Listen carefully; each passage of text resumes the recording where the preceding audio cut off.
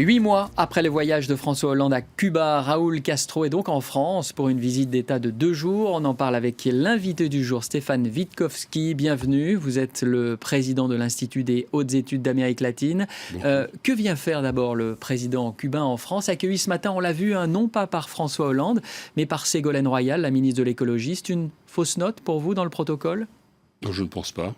Non, je crois que ce sont les règles protocolaires de la France et de Cuba.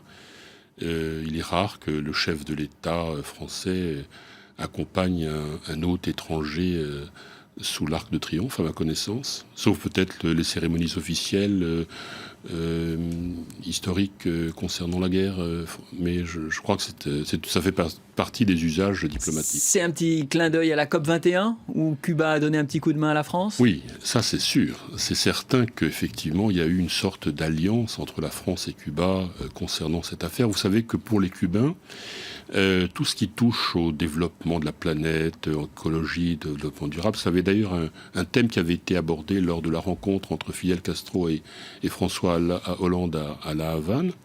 Et donc, les Cubains ont joué un rôle très important pour, je dirais, neutraliser, entre guillemets, certaines positions de pays d'Amérique centrale pour parvenir à un accord. Le Nicaragua, notamment. C'était le Nicaragua, exactement. Ce qu'on peut dire, c'est que la France a été très reconnaissante vis-à-vis de Cuba. Et je crois que cette visite consacre aussi cette reconnaissance. Alors justement, concrètement, que vient faire Raúl Castro à Paris ? Il vient d'une part rendre la visite de François Hollande à Cuba, signer un accord important sur le thème de la dette, en particulier sur la question du Club de Paris. Vous savez que c'était un problème qui était lancinant depuis les années 80 entre la France et Cuba. Et cet accord... Entre l'Europe même et Cuba ? Alors, parce que le Club de Paris, il y a plusieurs pays. Le Club de Paris, c'est pas seulement l'Europe. Enfin, il y a d'autres pays qui sont membres, y compris les États-Unis. Donc l'objectif, c'est quoi ? On efface la dette et on repart à zéro ? C'est de trouver un accord, effectivement, s'agissant particulièrement le volet entre la France et Cuba. C'est d'une part d'annuler les intérêts des arriérés de la dette. Et pour ce qui est du principal, le principal qui sera rééchelonné sur 18 ans. Alors ça tourne autour de quelle somme ? Parce qu'on entend un peu toutes les sommes et bon, on le fait parce que le pays est aussi à genoux économiquement. Bien sûr, l'ensemble, si vous voulez, qui s'adresse au Club de Paris, c'est 11 milliards d'euros.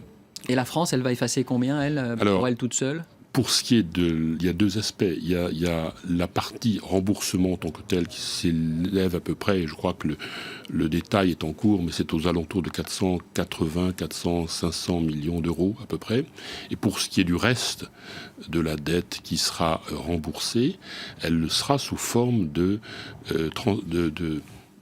d'investissements français, de projets français, d'entreprises françaises à Cuba, sur une période de 18 ans. Oui, parce que malgré tout ces liens historiques, affectifs qui nous relient avec l'île de la Havane, avec l'île communiste, eh bien la France est quand même le 10e partenaire commercial de Cuba. Ça veut dire qu'elle peut espérer mieux à l'avenir ? Alors c'est vrai pour les échanges commerciaux, mais sur la place des investissements français, on est en 4e position. On a quand même 70 entreprises françaises dans tous les secteurs. Oui, il y a une présence historique. Historique, et je dirais Pernod Ricard, Bouygues. Ça, c'est plus récent, ça date des années 93-95, c'est-à-dire que la France a misé sur Cuba au pire moment de la situation économique du pays, considérant que c'était un pays qui avait un potentiel considérable dans les secteurs traditionnels, tourisme, infrastructure, transport urbain et autres, mais aussi tout ce qui touche aux services. Vous savez que le niveau de formation des Cubains est très élevé.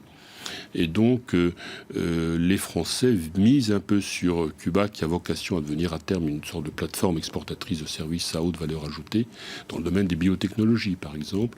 Il y a beaucoup d'accords qui vont être signés à l'occasion de cette visite, qui ont déjà été signés avec des entreprises.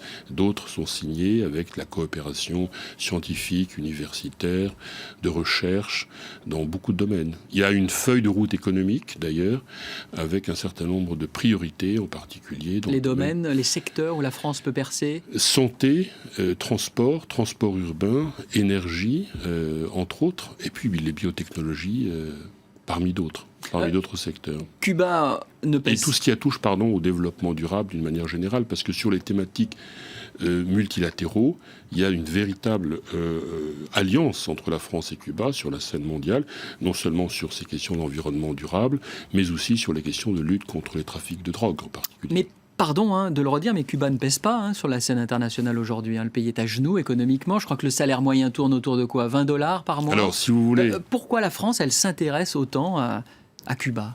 Alors, la France s'intéresse à Cuba parce que Cuba joue un rôle essentiel non seulement pour le marché en tant que tel, pour les Caraïbes au sens large. C'est une porte d'entrée vers l'Amérique latine? C'est une porte d'entrée pour l'Amérique latine et pour la diplomatie française.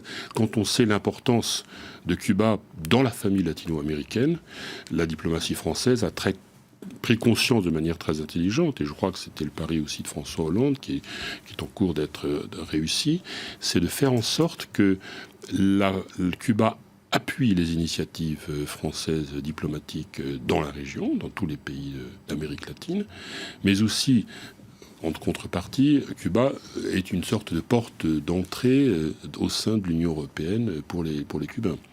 Donc je dirais qu'il n'y a pas forcément la position du marché, les intérêts économiques en tant que tels, mais il y a surtout la dimension géopolitique. Mais au-delà de ça, il y a une dimension politique quand on voit le nombre de délégations étrangères, 185 délégations étrangères au cours des 2 dernières années à Cuba, 20 chefs d'État de tous les pays du monde. Ça attise les convoitises. Merci. Ça attise les convoitises, notamment dans cette perspective de ce rapprochement cubano-américain. Merci Stéphane Witkowski. On va parler de cette visite. On en reparlera tout au long de nos éditions. Une visite de 2 jours, Raúl Castro qui doit rencontrer dans quelques heures François Hollande. Merci à vous.